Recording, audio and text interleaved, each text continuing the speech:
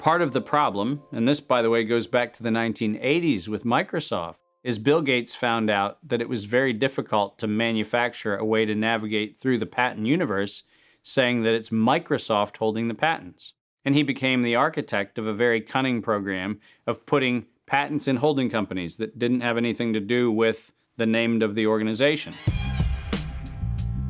According to legend, young Bill Gates built his computer empire out of his garage. Reality tells another story, that Bill Gates was born into wealth and privilege. Both his grandfather and great-grandfather were banking moguls. His father, William Gates Sr., was a prominent Seattle-based lawyer and political lobbyist.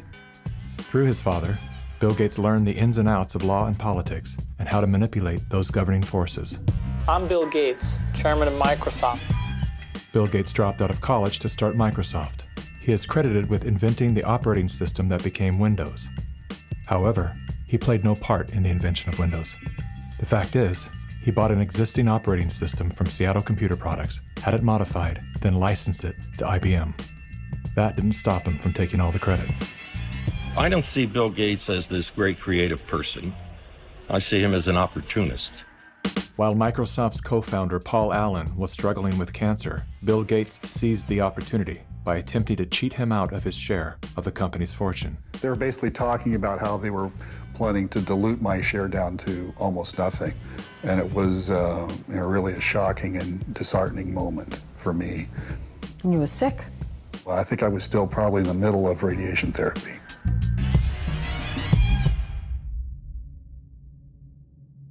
Gates' business strategies came under fire in 1998 when the United States Department of Justice sued Microsoft for antitrust violations. This is tape 3 of the videotape deposition of Bill Gates on September. During the 18-month trial, Gates gave hours of videotape testimony. What were the non-Microsoft browsers that you were concerned about in January of 1996? That month. Yes, sir. And what about it? What non-Microsoft browsers were you concerned about in January of 1996? I don't know what you mean concerned. What is it about the word concerned that you don't understand?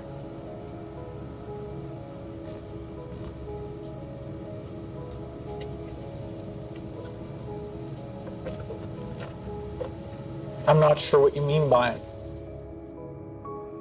The Justice Department has charged Microsoft with engaging in anti-competitive and exclusionary practices designed to maintain its monopoly in personal computer operating systems. In a move to overshadow the negative press, Gates invested $100 million to set up the Bill and Melinda Gates Foundation. Overnight, Bill Gates transformed his public image from ruthless tech monopolizer to the world's most generous philanthropist. I'm pleased to announce that we're pledging an additional $1 billion to SIPs. We had the chance to witness Bill Gates 2.0, the man you don't know. The rebranding campaign paid off. His net worth swiftly doubled, earning Bill Gates the title of richest man in the world. You've invested $10 billion in vaccinations over the last 2 decades, and you figured out the return on investment for that, and it kind of stunned me. Can you walk us through the math? In a Wall Street essay, Bill Gates declared vaccines the best investment I've ever made. There's been over a 20-to-1 return. So if you just look at the economic benefits, that's a pretty strong number compared to anything else. The Gates Foundation expanded rapidly into a massive, vertically integrated, multinational corporation, controlling every step in a supply chain that reaches from its Seattle-based boardrooms to the villages of Africa and Asia. Is the world's largest private philanthropy causing harm? The Bill and Melinda Gates Foundation has made millions of dollars each year from companies blamed for many of the same social and health problems the foundation seeks to address. The Gates Foundation has investments in 69 of the worst polluting companies in the U.S. and Canada. Other companies in the foundation's portfolio have been accused of transgressions, including forcing thousands of people to lose their homes, supporting child labor, defrauding and neglecting patients in need of medical care. The Gates Foundation has not provided details. William H. Gates III and Melinda French Gates. As a top donor to both the WHO and the CDC, no one man has more power than Bill Gates to influence and control the health and medical freedom of all people. Normalcy only returns when we've largely vaccinated the entire global population. So Jim Rickards has just recorded a video that's not available to anyone in the public, and he's going to be talking about how this upcoming recession is going to be fast, it's going to be bloody, it's going to be nasty. But at the same time, he's going to show you how you can position yourself to profit from all of this chaos. Now, we've made this video only available to our viewers. Go to londonreal.tv/Jim. Watch that immediately. I can't say enough good things about Jim Rickards. He understands the global economic system better than any guest I've ever had on London Real. His predictions are almost uncannily true, and you can learn how to profit from his vision, from his expertise, and his understanding of economics. So go to londonreal.tv/Jim or click the link below.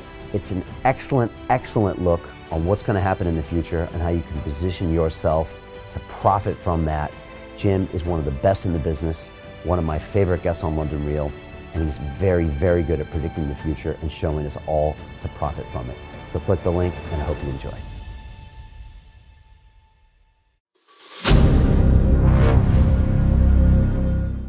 I'm looking for partners, collaborators, colleagues who want to join forces with me around the globe and create real value, generational wealth, and financial freedom for everyone else around the world.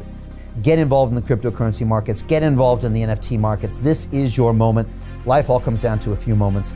Don't let this pass. Now it's not too late. Next year's going to be too late. Ultimately, this is about freedom. That's the way I see it.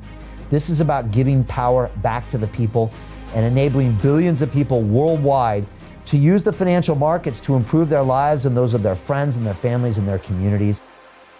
Honestly, I think it's a violation of human rights not to allow people basic access to financial services. Because right now people are being kept in the dark, they're being robbed of education, and it's a travesty. And so I'm looking for people that want to join me and be a part of this solution. And that all happens inside the DeFi Academy. The gains my students are making are absolutely amazing. Double, triple digit gains in the first month alone. That's amazing. This will change your life. Now is the time to get involved. I'm going to tell you exactly how my students in my academy made money in the last 30 days. I'm talking about real trading results. And let me just whet your appetite a little bit. Let me hit you with some numbers. I'm talking Brendan from New Zealand is up 68.77% on the month. Steve from Europe up 83%. Albert in Singapore up 169.9% on one single trade. I got Susan up 153% on her call options alone. Also rocking 139% returns and 442% returns as well on individual trades. These are people that are changing their financial future in the last 30 days, but it's based on trading discipline. I've graduated over 500 students from inside my academy from over 54 countries around the world. It's amazing. When it comes to crypto, DeFi, and blockchain, we love this space. We truly believe it's the future. This is down to our core. It's authentic to what we're doing, and everybody can tell through the camera because you can't make this stuff up. If you're watching me now, wherever you are, I implore you, take 60 seconds right now and join my academy. Apply today. Now you've got a chance. Life all comes down to a few moments. What are you going to do? What's the choice that you're going to make?